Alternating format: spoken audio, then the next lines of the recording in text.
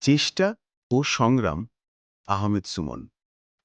বাংলাদেশের সবুজ শ্যামল এক গ্রামে রোকসানা নামের এক মেয়ে থাকত। তার বাবা ছিলেন একজন দিনমজুর। রোকসানার চোখে অনেক স্বপ্ন থাকলেও স্কুলের পড়া তার কিছুতেই মাথায় ঢুকত না। পরীক্ষার খাতায় কম নম্বর পেয়ে তার মন প্রায় খারাপ হয়ে যেত। একদিন রোকসানার বাবা কাজ করতে গিয়ে অসুস্থ হয়ে পড়লেন। পরিবারের একমাত্র উপার্জনকারী অসুস্থ হওয়ায় তাদের সংসারে নেমে এলো ঘোর অন্ধকার।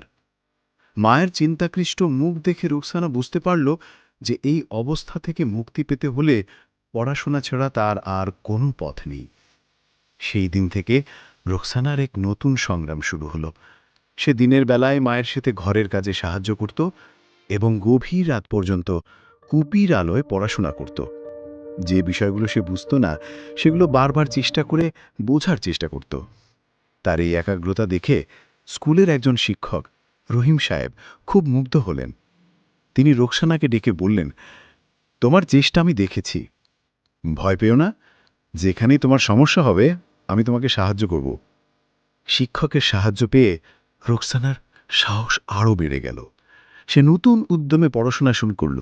ধীরে ধীরে তার ভয় কাটতে লাগল এবং কঠিন বিষয়গুলো তার কাছে সহজ মনে হতে লাগল। তার পড়াশোনার উন্নতি দেখে তার বাবা মাও খুব খুশি হলেন। কিছুদিন পর স্কুলের অর্ধবার্ষিকী পরীক্ষার ফল বেরোল। রোকসানাও এবারে আগের চেয়ে অনেক ভালো ফল করল। সে দৌড়ে বাড়ি গিয়ে তার বাবাকে ফলাফল দেখালো। মেয়ের উন্নতি দেখে অসুস্থ বাবার মুখেও হাসি ফুটে উঠল। দেখতে দেখতে মাধ্যমিক পরীক্ষার সময় চলে এলো। রোকসানা তার জীবনের সবচেয়ে বড় পরীক্ষার জন্য দিন রাত এক করে প্রস্তুতি নিল। পরীক্ষার দিন সে বাবা মায়ের দোয়া নিয়ে কেন্দ্রে গেল। তার মনে ছিল শুধু একটাই লক্ষ্য, তাকে পারতেই হবে। অবশেষে সেই দিনটি এলো যখন পরীক্ষার ফল প্রকাশিত হবে। পুরো গ্রামের মানুষ অধীর আগ্রহে অপেক্ষা করছিল। যখন খবর এলো রোকসানা প্রথম বিভাগে উত্তীর্ণ হয়েছে, তখন তার বাবা মায়ের চোখে আনন্দাশ্রু চলে এলো। রোকসানার এই অসাধারণ ফলাফলের জন্যে সে সরকারি বৃত্তি পেল এবং শহরের একটি ভালো কলেজে ভর্তি হওয়ার সুযোগ পেল। গ্রাম ছেড়ে শহরে যাওয়ার সময় তার মন খারাপ হলেও সে জানত এক নতুন ভবিষ্যতের দরজা তার জন্য খুলে গেছে। শহরে এসে রোকসানার নতুন জীবন শুরু হলো।